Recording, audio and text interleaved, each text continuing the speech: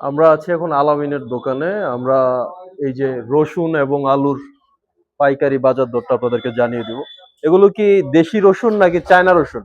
দেশি রসুন। দেশি রসুন। তোমরা চায়না রসুন উঠাও না? হ্যাঁ উঠাই।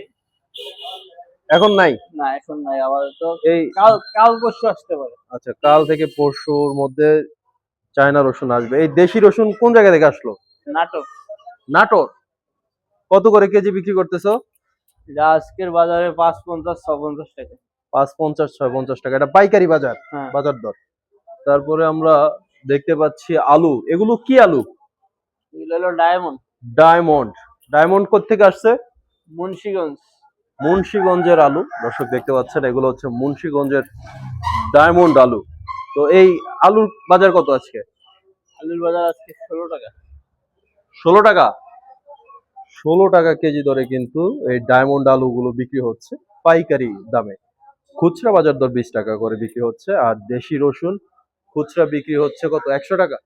দেশি রসুন খুচরা বিক্রি হয় কত? 70 টাকা। 70 টাকা কেজি দর। ধন্যবাদ আলামিন তোমাকে।